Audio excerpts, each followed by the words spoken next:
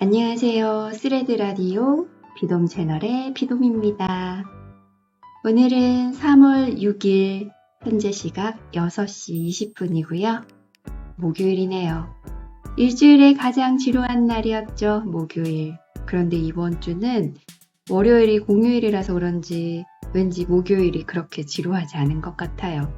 거기다가 날씨에 예민한 저는 오늘 날씨가 모처럼 쾌청했기 때문에 그래서 기분 좋은 목요일이었습니다.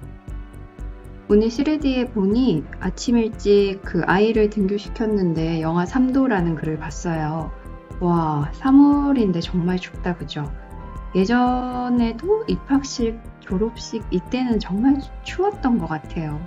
이상하게 날이 따뜻하다가도 꼭 그 수능날 아니면 이렇게 입학식 이럴 때 갑자기 추워지잖아요. 오늘 하루 어떻게 보내셨나요?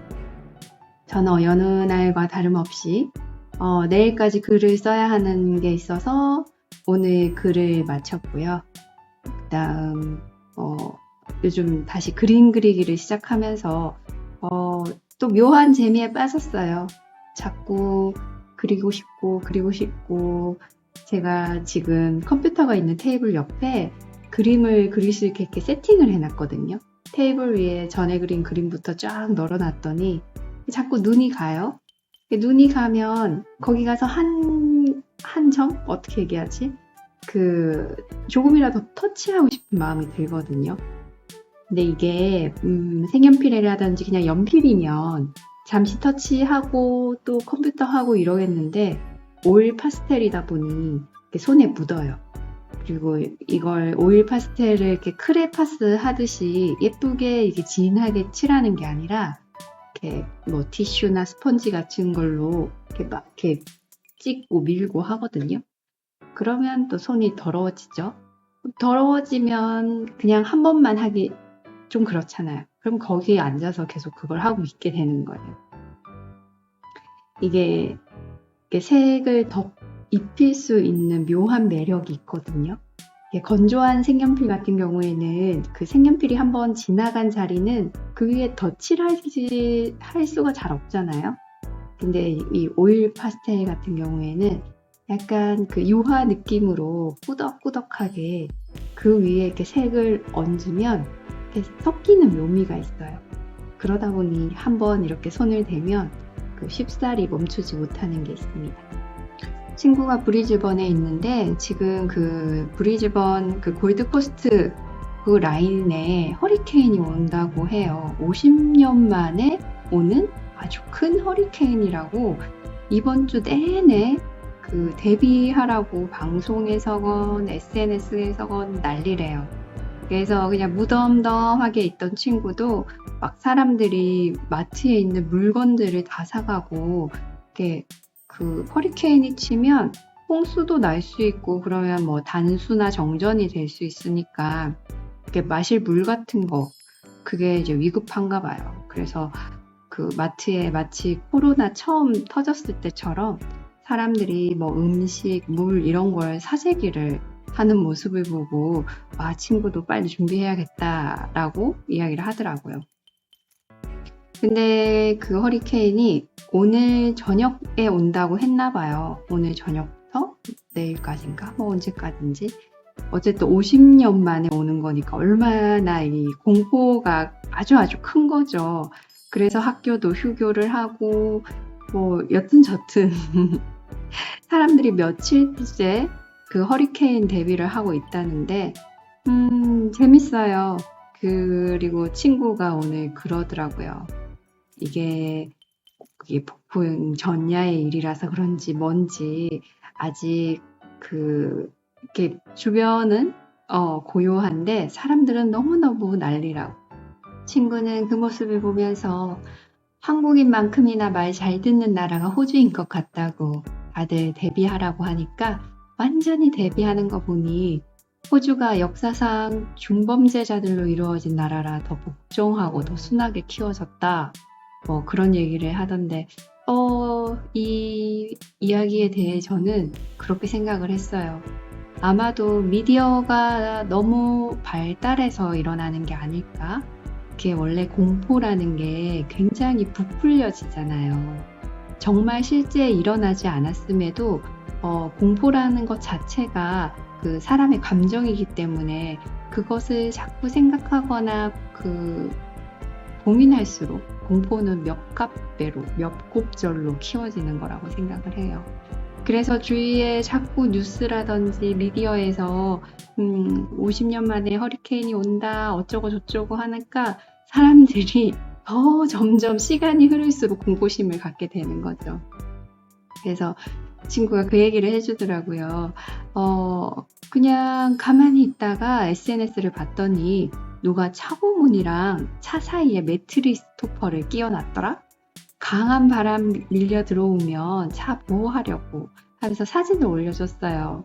그래서 사진을 봤더니 그 주차장에 있는 문 아시죠? 주차 문. 그게 내려오는 셔터.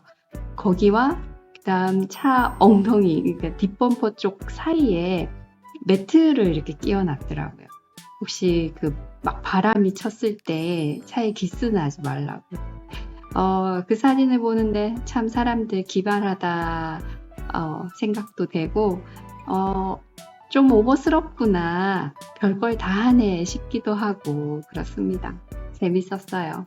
그러면서 드는 생각이 있었어요. 오늘 제가 스레드에서 그런 글을 썼죠. 이 책 내용이었어요. 천재보고서라는 책이었는데 거기에 보면 여러 천재들에 대한 이야기가 있어요. 그리고 그 안내말 처음에 우리는 늙었기에 놀이를 멈추는 것이 아니라 놀이를 멈췄기 때문에 늙게 되는 것이다 라고 조지 버나드 쇼가 한 말이 있고요. 그래서 현재 사회는 창의력이 돈이 되는 시대라고 해서 뭐 피카소라든지 빌 게이츠라든지 이런 사람들의 이야기를 실었는데요. 어쩌면 맞아요. 창의력의 재료는 다양한 경험, 그리고 노력, 그 다음 많은 양, 그 양에서 질을 뽑아낸다고 하고, 또 이렇게 하기 위해서는 여러 가지 융합적인 작용을 해야 되고 거기에서 한 발 떨어져 있는 것이 필요한데 그게 명상과 놀이라고 합니다. 그래서 잘 놀다 보면 무엇인가 생각이 나고 그것은 사람들에게 공감을 이끌어내서 결국에는 인기를 얻게 되고 그게 돈이 된다는 거죠. 어쩌면 친구가 말하는 그 허리케인 주의보 때문에 모든 사람이 뭐 회사도 안 가고 하던 일도 멈추고 다 같이 자연 앞에서 무방비 상태가 된 거잖아요.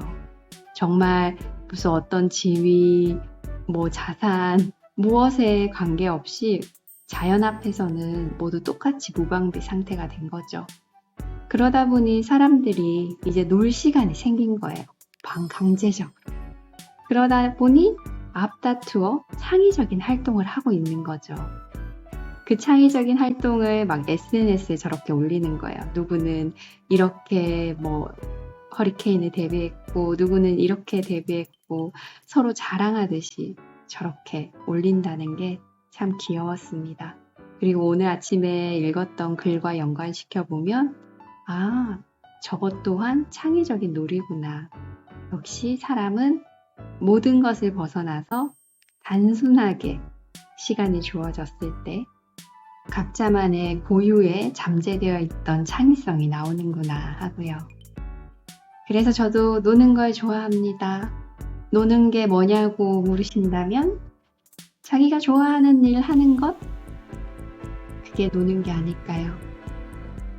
그래서 여러분도 많이 노셨으면 좋겠어요. 우리 백수 같은 한량 같은 얘기냐 하실지 모르겠지만 일하는 틈틈 사이에도 잘 놀 수가 있잖아요.